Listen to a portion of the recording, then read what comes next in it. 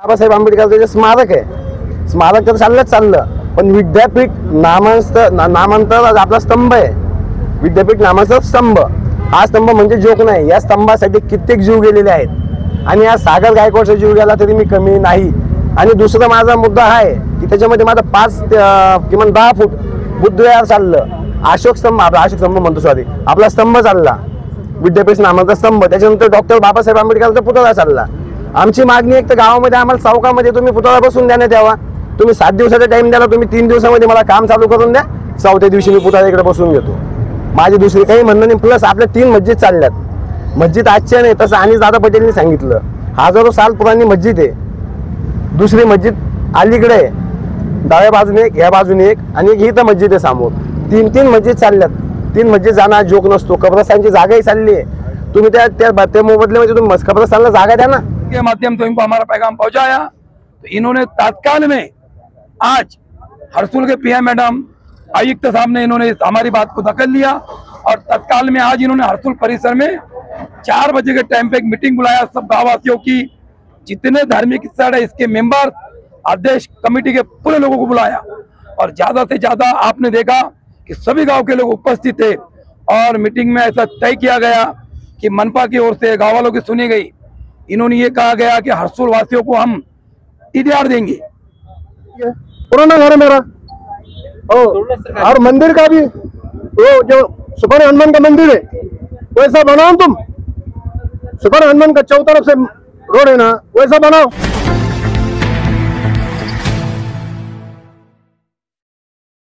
सर्वप्रथम हरसुल गावकऱ्यांतर्फे सीपी साहेबांचं, मॅडमचं आणि महानगरपालिकांचे जे अधिकारी आलेले आहेत त्यांचं स्वागत करतो। या ठिकाणी मी 2च मुद्दे मांडणार साहेब। एक तर सर्वप्रथम माझ्या भावाने आता मुद्दा मांडला की जोपर्यंत इमिजिएटली प्रॉपर्टी खाली करून देऊ, तुम्हाला 1 मिनिटात कुठल्याही प्रकारची तक्रार करणार नाही, तुम्ही सांगितल्याप्रमाणे खाली करून देऊ। दुसरा मुद्दा होता, आपल्या गावामध्ये याच्या कुठल्याही प्रकारची ट्रॅफिक जाम होत नाही, काही नाही।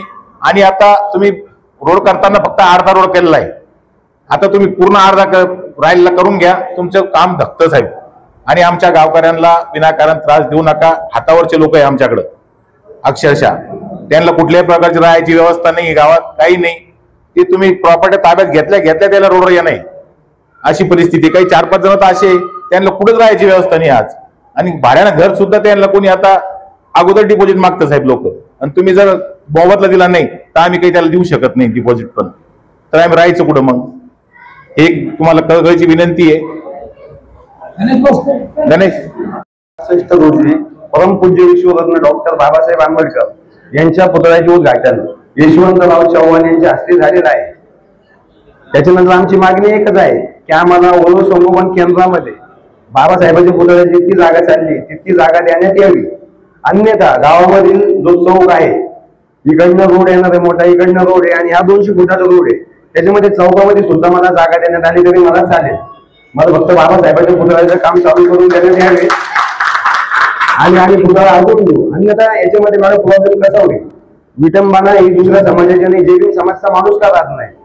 अगर बाबासाहेबांचं स्मारक आपण खाली घेऊन ठेवलं आणि बाय चान्स एखाद्या लेकराकडून, माणसाकडून, कुणाकडून अगर त्याला हात लागला, काही समजा काही इजा झाली त्या पुतळ्याला, तर ही विटंबना होईल मॅडम। त्याच्यामुळे मला सर्वप्रथम माझी अशी महानगरपालिकेला नम्रतेची विनंती, हात जोडून तुम्ही सर्वप्रथम मला सर्व पहिले काम चालू करून देण्यात यावे। त्याच्यानंतर तुम्ही बाबासाहेबांच्या पुतळ्याला हात लावू शकता। अन्यथा याचे मी 15 दिवस पहिले आत्मदहनाचा इशारा दिलेला आहे आणि मी खुल्लं करणार आहे, कारण बाबासाहेब आंबेडकर मी स्मशानभूमीमध्ये मागे टाकू शकत नाही।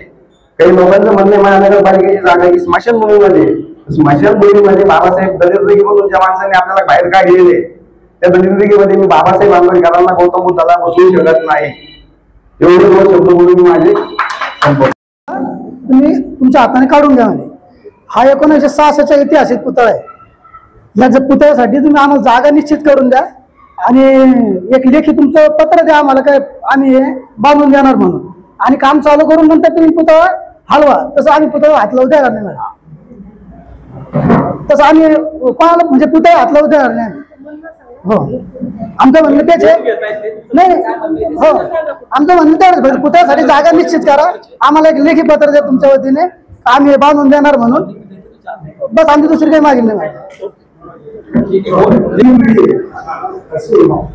मला आता झालं नजरने मला दोन पोरी एक मुलगा आहे त्याची सारखी गेली ते वर्ष घेतले म्हणून आता बोलवून जाणार माझी 1200 ती बी चालली मी आत्मदान करणार तर काय करणार मला काहीच सांगत नाही माझे दोन भाऊ वाढलेले माझे एज्युकेशन काय करणार मी पोलीसचे लग्न करणार तर काय करणार आणि अगर पैसे नाही दिले तुम्ही रोडवरती आत्मदान करणार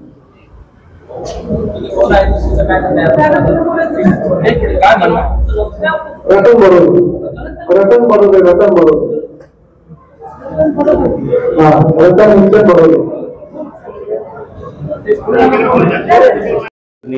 पी.आय. मॅडम आणि आदरणीय व्यासपीठ या ठिकाणी मी आपल्याला मॅडम दोन शब्द सांगू शकतो की सर्वांनीच मांडलेले की बाबा PR कार्ड धारक आहे. पहिली गोष्ट आम्हाला अतिक्रमितचा हा हे नावच नाही दिलं पाहिजे की अतिक्रमण हटाव चीफ बैठक आहे या अतिक्रमणासाठी या ठिकाणी सर्वांना बोलवलेलं असलं काहीच नाही. सर्व PR कार्ड धारक आहे हर्सुलमध्ये. त्यामुळे आम्हाला तुम्ही जे बोलताय की बाबा अतिक्रमण हटवण्यासाठी मीटिंग आहे अतिक्रमणावरती बोलण्यासाठी मीटिंग असं नाही. आम्हाला एकच मागणी आहे की आम्ही सर्व PR कार्ड धारक आहे सर्वांकडे जागेचे पेपर आहे तर आपण या ठिकाणी सर्वांना मोबदला दिल्याशिवाय आपण हात लावून कोणाच्या प्रॉपर्टीला गावामध्ये मोबदला द्या आणि तुम्हाला विकास करायचा तर करा. परंतु मंदिर असेल आता मंदिराला जागा नाही हनुमान मंदिराला मस्जिदीचा तसंच विषय बाबासाहेब आंबेडकरांच्या पुतळ्याचं तसंच तर या ठिकाणी आपल्याला मंदिराला आज जागा नाहीये. मग आता तुम्ही हनुमान गावाचं मंदिर येते बजरंगबलीचं पण बजरंगबलीला तुम्ही जर जागा नाही तर आज गाव म्हणजे हनुमान असतोच. आता तुम्ही जुनी म्हणून ऐकलेली असेल की गाव गेली हनुमानबा तर मंदिराला जागा तर पाहिजे ना. हनुमान मंदिर म्हणजे गावाचं दैवत असते त्याला सुद्धा जागा नाही. मग ते मंदिराच्या जागेची काय व्यवस्था केली मंदिराला जागा पुढे देणार कारण मंदिर बसवायचं तर मूर्ती बसवायची तर कुठं बसवायची हा बी एक विषय आहे ना. त्यानंतर माझं म्हणणं आहे की आपल्याला ह्या सगळ्या समस्यावरती तोडगा मी पहिले कमिशनर साहेबांसमोर पण बोललो होतो की आपण जर हर्सुल टी पॉइंट ते सांगलीपर्यंत उड्डाणपूल केला तर या सर्व समस्या आपल्याला एकही समस्या उद्भवणार नाही. कुणाला खर्च म्हणजे मोबदला देण्याची गरज नाही पुतळा हटवायची गरज नाही मंदिर हटवायची गरज नाही मस्जिद नाही कब्रस्तान नाही. या सगळ्या समस्यांचं तोडगा मी पहिल्यापासून सांगतो की उड्डाणपूल केला तर हे सगळं चांगलं होईल सोयीस्कर होईल तुमच्यासाठी पण म्हणजे तुमच्यासाठी म्हणजे प्रशासनासाठी आणि आमच्या गावकऱ्यांसाठी सुद्धा.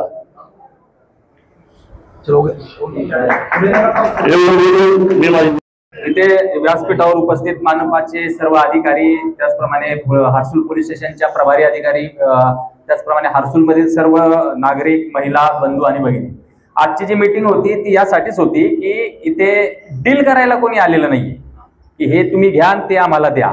इथे जे आलेले आहे चर्चा आणि त्यामधून येणारे उत्पन्न होणारे जे काय अडचणी आहेत किंवा जे काय तुमचे जे काय शंका असतील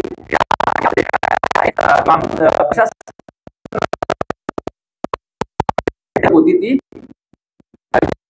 मला वाटतं काल CP साहेब आणि मनपाचे आयुक्त साहेबांची प्रतिनिधी यांची कमिशनर कार्यालयामध्ये पोलीस आयुक्त कार्यालयामध्ये बैठक झाली. त्या बैठकीनंतर असा निष्कर्ष निघाला की एकदा सर्व गावकऱ्यांशी चर्चा करावी त्यांचं काय मत आहे त्यांचा काय विचार आहे आणि हे जे मोहीम आहे या मोहिमेबद्दल त्यांचं काय मत आहे किंवा ते काय अडचणी आहेत याची जाणीव करून घ्यावी आणि त्या पद्धतीने आज तुमच्या सोबत ही बैठक आयोजित केली. यामध्ये मंदिर असेल मस्जिद असेल डॉक्टर बाबासाहेब आंबेडकरांचा पुतळा असेल त्यानंतर कब्रस्तान असेल गावकऱ्यांचे जे काही घरं आहेत त्या घरांमधून ज्यांचं काही नुकसान होणार असेल कमर्शियल प्रॉपर्टीज असतील तर याबाबतचे आता तुमचे जे काही मतं आलेले आहेत ते आम्हाला समजलेत. मनपाचे आयुक्त सहाय्यक आयुक्त आहेत त्यांच्या अधिकाऱ्यांनी ते मुद्दे लिहून घेतलेत आणि आमच्या मार्फती पण या गोष्टी आम्ही वरिष्ठांना ब्रीफ करू. फक्त याच्यामधून मला हे सांगायचं एवढंच आहे की मनपाच्या जे प्रॉपर्टीशी रिलेटेड किंवा इतर ज्या काही गोष्टी आहेत अतिक्रमण असेल किंवा ज्या मालमत्ता जाणार आहेत याच्याशी रिलेटेड ज्या गोष्टी आहेत की त्याच्या बदल्यात काय मोबदला देण्यात यावा काय न देण्यात यावा या गोष्टीचा निर्णय मान्य मनपा आयुक्त हे सक्षम अधिकारी आहेत ते घेतील परंतु पोलीस प्रशासनाच्या वतीने मी या ठिकाणी फक्त एवढंच सांगण्यासाठी आलेलो आहे की माननीय उच्च न्यायालयाने जे मला वाटतं काल पण तुमच्यापैकी उच्च न्यायालयामध्ये 16 काहीतरी जणांच्या याचिका दाखल होत्या, त्याचा निर्णय लागलेला आहे. मनपाच्या अधिकाऱ्यांना त्याची अवगत असेल काय निर्णय लागलेला आहे, तर त्या पद्धतीने ते कायदेशीर कारवाई पुढे भविष्यामध्ये करतील. त्यापूर्वी तुमच्या ज्या काही शंका आहेत त्याचं निराकरण व्हावं यासाठी मी माननीय पोलीस आयुक्त साहेबांना आणि माननीय पोलीस आयुक्त साहेब, माननीय मनपा आयुक्त साहेब आणि संबंधित अधिकाऱ्यांशी त्याबाबत चर्चा करून याच्यावर मार्ग काय निघतो ते बघू आणि त्याच्यातून पुढची कारवाई ही ठरवण्यात येईल. त्याचबरोबर जी दुसरी माहिती म्हणजे जी दुसरी गोष्ट आहे की ज्या वेळेला ही कारवाई ठरवण्यात येईल किंवा जी तारीख ठरवण्यात येईल आणि तुमचं समाधान झाल्यानंतर त्यानंतर मात्र या मोहिमेमध्ये कुठल्याही प्रकारची आडकाठी कुणी आणण्याचा प्रयत्न करू नये अशी माझी विनंती आहे. कारण तुम्हाला माहित आहे की पूर्ण शहरामध्ये जे अतिक्रमण काढलं ते मोठ्या अगदी पूर्ण ताकदीने काढलेलं आहे. त्यामध्ये कुणी आडवं येण्याचा प्रयत्न केला नाही आणि आलं तर गुन्हे दाखल करण्याला किंवा बळाचा वापर करण्याला पण पोलीस प्रशासन मागे पुढे बघणार नाही. पण हे कधी ज्या वेळेला या गोष्टींचा सोल्युशन निघेल त्याच्यानंतर म्हणतोय. परंतु आमची जी भूमिका आहे पोलीस प्रशासनाची ती मनपा म्हणजे महानगरपालिकेच्या निर्णयावर अवलंबून भूमिका असणार आहे. ते ज्या दिवशी आम्हाला निर्णय देतील की आज रोजी आमचा अशा पद्धतीने सर्व गोष्टींचं सोल्युशन निघालंय त्या दिवशी आम्ही त्यांच्या पाठीशी पूर्णपणे उभं राहू आणि पूर्ण ताकदीने आम्ही त्या ठिकाणी उभं राहू. याबद्दल तुमच्या ज्या काही अडचणी होत्या, ज्या काही शंका होत्या त्या आम्ही ऐकल्यात. याबद्दल मनपाचे अधिकारी हे देखील त्यांच्या वरिष्ठांना त्याबाबत कळवतील आणि मी देखील आमच्या वरिष्ठ अधिकाऱ्यांना माननीय सीपी साहेबांना याबद्दल ती माहिती कळवेल. तर याच्यातून काय सोल्युशन निघेल पुढच्या 1 ते 2 दिवसामध्ये आपल्याला ते कळेल. 6 आणि 7 तारीख ही तारीख निश्चित करण्यात आलेली होती या मोहिमेसाठीची, हर्सुल गावासाठी. तर त्या मोहिमेच्या अगोदर हा निर्णय निघेल अशी मी अपेक्षा ठेवतो. मनपाचे अधिकारी या ठिकाणी आहेत, त्यांनी देखील याच्यावर थोडस सखोल अभ्यास करून त्याचा मार्ग काढण्याचा प्रयत्न करावा असंही मी त्यांना विनंती करतो आणि माझे 2 शब्द संपवतो. जय हिंद, जय महाराष्ट्र. हर्सुल पोलीस स्टेशनचे मॅडम तसेच केदार साहेब यांच्यासोबत आपली बैठक झालेली आहे. त्या बैठकीमध्ये त्यांचं म्हणणं आहे की आम्ही तुम्हाला TDR देऊ, पण हर्सुल गावामधील कोणी एकही व्यक्ती गावठाणमधील तयार नाही की आम्ही TDR घेणार नाही. याच्यामध्ये असे कित्येक गरीब लोकांचे घरं गेलेले त्या ज्यांच्या घरामध्ये खायला दाणे सुद्धा नाही आहेत. कोणी भांडे घासायला जातं, कोणी शेतात कामाला जातो, कोणाची कंडिशन काय ते कोणाची कंडिशन काय आहे. जर त्या दादाने इशारा केला आत्मदानाचा, मी 2 वेळा दिलेला आहे. हर्सुल गावी दिलं डॉक्टर बाबासाहेब आंबेडकरचं जे स्मारक आहे, स्मारक तर चाललं पण विद्यापीठ नामांतर आपला स्तंभ आहे. विद्यापीठ नामाचा स्तंभ, हा स्तंभ म्हणजे जोक नाही. या स्तंभासाठी कित्येक जीव गेलेले आहेत आणि आज सागर गायकवाडचा जीव गेला तरी मी कमी नाही. आणि दुसरा माझा मुद्दा हा आहे की त्याच्यामध्ये माझा 5 किमान 10 फूट बुद्धविहार चाललं, अशोक स्तंभ म्हणतो सॉरी आपला स्तंभ चालला, विद्यापीठ नामाचा स्तंभ. त्याच्यानंतर डॉक्टर बाबासाहेब आंबेडकरचा पुतळा चालला. आमची मागणी एक तर गावामध्ये आम्हाला चौकामध्ये तुम्ही पुतळा बसून देण्यात यावा. तुम्ही 7 दिवसाचा टाईम द्याला, तुम्ही 3 दिवसामध्ये मला काम चालू करून द्या. 4थ्या दिवशी मी पुतळा इकडे बसून घेतो. माझी दुसरी काही म्हणणं नाही. प्लस आपल्या 3 मस्जिद चालल्यात. मस्जिद आजच्या नाही, तसं अनिस दादा पटेलनी सांगितलं हजारो साल पुराणी मस्जिद आहे. दुसरी मस्जिद अलीकडे आहे, डाव्या बाजूने एक, ह्या बाजूने एक आणि एक इथं मस्जिद आहे समोर. 3 मस्जिद चालल्यात. 3 मस्जिद जाणं जोक नसतो. कब्रस्तानची जागाही चालली आहे. तुम्ही त्या मोबदल्यामध्ये तुम्ही कब्रस्तानला जागा द्या ना, का देऊ शकत नाही? महानगरपालिकेकडे जागा आहे, सर्व वस्तू अवेलेबल आहे. पण आमची एक इच्छा आहे की आमच्या गावामधील जो डॉक्टर बाबासाहेब आंबेडकरांचं स्मारक आहे ते 1966 मध्ये बसलेलं आहे 8 मे रोजी. ते स्मारक हटवायचं म्हणजे गावामधली आमची रोनक चालली जाईल पूर्ण. आम्हाला तुम्ही काम चालू करून देण्यात यावे. मस्जिद असो, मंदिर असो, डॉक्टर बाबासाहेब आंबेडकरांचा पुतळा असो. माझं नाव सागर भाऊसाहेब गायकवाड. एक मिनिट. त्या ॲक्टप्रमाणे सगळी जागा ही पूर्ण संपादित करण्यात यावी. त्यामध्ये जो मोबदल्याचा जो रेशो दिलेला आहे तो रेशो प्रत्येक हसूलधारकांना मिळायला पाहिजे आणि त्याच्यानंतर ते हे करायला पाहिजे. Without exercising the due course of law, commissioner जाकर वहाँ पे पूरा सबको डिमोलिश कर रहा है. ये गुंडागर्दी की ये है पूरा तुम्हारे इसमें सब ड्यू कोर्स. कोर्ट ने क्या बोला? After observing the due course of law then you acquire that land. Before that तुम जाके अंगठे बहादुर लोग कुछ भी कर रहे अपना बेच दे रहे अपना इसमें से. ऐसा ना को ना, तुम्हारे पास है ना, मोनार्की है, सब कुछ है. डेवलपमेंट प्लान कहाँ इम्प्लीमेंट होता? आउट ऑफ सिटी एरिया, गौठान एरिया। उसके बाद में तुम लो ना, तुम जमीन लो ना, समृद्धि कैसे लिए? समृद्धि में 4 टाइम्स उसका प्राइस दिए, उसी तरीके से यहाँ भी 4 टाइम्स दो ना, जो मार्केट वैल्यू है उसका। फिर लोग अपने अपने हाथ से करेंगे, उन्होंने कहीं जाके छोटा मकान बनेंगे, दुकान बनेंगे, करेंगे। रिहेबिलिटेशन ऑफ दिस पीपल कौन करेगा? तुम कोई भी इफेक्ट, तालाब की जमीन लिए, वहाँ पे रिहेबिलिटेशन होता है ना, गांव के गांव रिहेबिलिट किया जाता है गवर्नमेंट की तरफ। यहाँ क्या है फिर? ये गवर्नमेंट अथॉरिटी की ही one of the authority of the government, और उसके बाद में फिर उन्हें करना चाहिए। तो ये धार्मिक स्थलों को लेकर क्या फैसला हुआ है? देखिए, महानगर पालिका के जो आयुक्त साहब है श्रीकांत जोशी साहब, इनके ओर से कल मंदिर, मस्जिद, बौद्ध विहार, कब्रस्तान और दरगाह आयलेजी होड़कर पुतला सभी अध्यक्ष को मनपा की ओर से कल एक नोटिस आई कि आप कोई धार्मिक स्थल जो है 7 दिन में हटाना है, नहीं तो हम इसको हटाएंगे, और जो परिणाम होगा और जो वातावरण टाइट होगा तो इसकी जिम्मेदारी आप पूरे जो अध्यक्ष है और मस्जिद के और कमेटी के, मंदिर कमेटी के जिम्मेदार है, सब इनके ऊपर आएगा।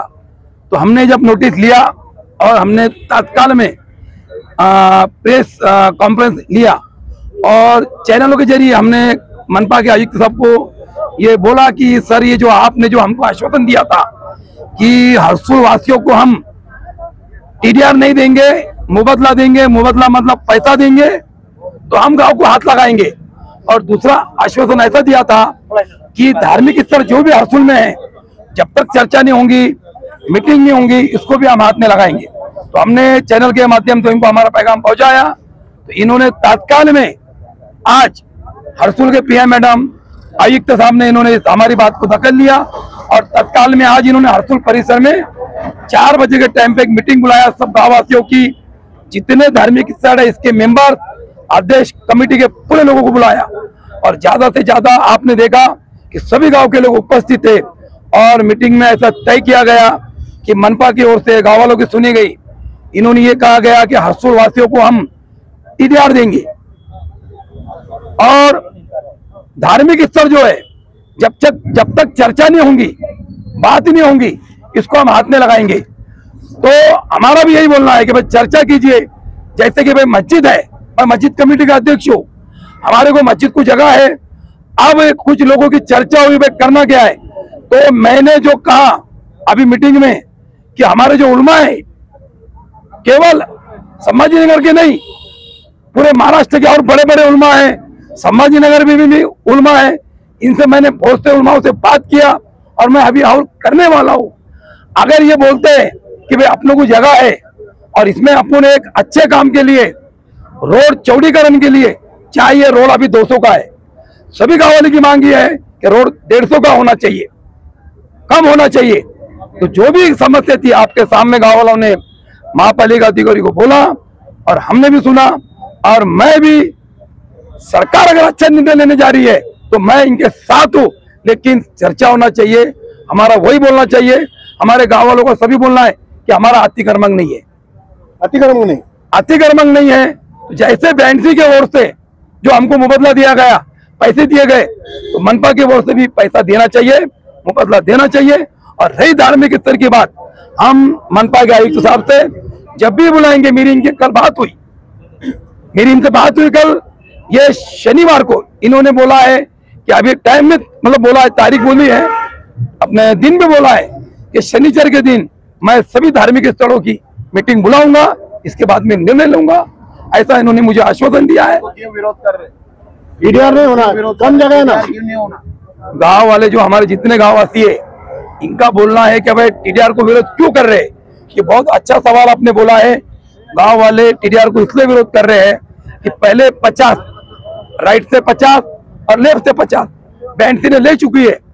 आप लोगों के जो घर बचे हैं, किसका 500 बचा है, किसका 300 स्क्वायर फीट बचा है, किसका 1000 बचा है, अगर ये 50-50 में इनका पूरा घर चल जाएगा तो ये टीडीआर लेके क्या करेंगे, इनका बोल मुबदला क्यों बोल रहे हैं। कमिश्नर साहब को मैं खुले अल्फाज में बोल रहा हूँ, गांव वाले पैसे पैसे साहब बोलते, गांव वाले पैसे पैसे पैसे कर रहे हैं। तो सर, गांव वालों को समझिए, इनके दुख को समझिए। अभी हमारे रतन बड़ोदे इन्होंने डायरेक्ट बोल दिया मीटिंग में कि मुझे अगर पैसे नहीं मिले और मेरे बेटियों की शादी आए, मैं क्या करूंगा, मैं सीधा आत्मदान करने वाला हूँ। अभी इन्होंने आपके सामने बोला है। तो कमिश्नर साहब को मेरा रिक्वेस्ट है कि सर हरसूल के लोगों को समझिए कि टीडीआर क्यों नहीं चाह रहे। मैं सर टीडीआर लूंगा, मेरी जमीन ज्यादा जाएंगी तो मैं टीडीआर लूंगा, 2000 रुपये जाएंगी, आप जिसका 500 जा रहा है, ये कल इसका मकान अगर तोड़ देंगे तो जाके रहेगा कहाँ। इसीलिए लोग टीडीआर नहीं मांग रहे हैं। पैसे क्यों मांग रहे हैं कि इनका घर टूटेगा और ये दूसरा मकान लेंगे या प्लॉट लेके बनाएंगे, इसीलिए लोग पैसा मांग रहे हैं। प्रशासन का अगर निर्णय होगा, प्रशासन का अगर निर्णय होगा है ये हटाना ही है, यहाँ पर रास्ता चौड़ा करना ही है, तो आपका अगला कदम क्या रहेगा? देखिए कमिश्नर साहब ने मुझे बोला खुद होकर कि मैं शनिवार को मीटिंग आपकी बुला रहा हूं। अब शनिवार को ये क्या बोलते हैं और क्या निर्णय निकलता है, और गांव वालों की भी हमारी मीटिंग होंगी। जो गांव जो बोलेगा सभी लोग बोलेंगे, जनता के साथ मैं आके सबसे आगे मैं खड़े रहूंगा। अभी घर का निधी पीआर कार्ड भी आमचं, जर तुम्ही महापालिकेत समजा पीआर कार्ड हिलू देत नाही तर तुम्ही गुंठ्यावरील काय हिलू देणार आहे? सांगा तुम्ही याचं त्या उत्तर. हो डायरेक्ट म्हणतात तुम्ही हे करून घ्या, येणे आपली पीआर कार्ड गुंठ्यावरी करून घ्या. गुंठ्यावरी केल्यानंतर त्या पीआर कार्डाला जर हिलू नाही तर गुंठ्यावरील काय हिलू देणार आहे? कशाच्या बरोबर आम्ही हे संपत्ती पाळायची. तुमचं घर चाललं का? हा. किती आहे तुमचं घर? माझं समजा 300 आहे. हो मागं मला पैसे भेटले, पण आता उजून मोबदला पाहिजे ना. मुबदला मिले सिवाय घर तोड़ने नहीं देंगे क्या आप? हाँ मुबदला मिले सिवाय घर तोड़ने नहीं देंगे। पुराना घर है मेरा।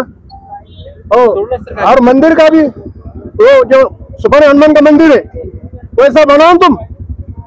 सुपर हनुमान का चौतरफ से रोड है ना, वैसा बनाओ, मंदिर अंदर लो।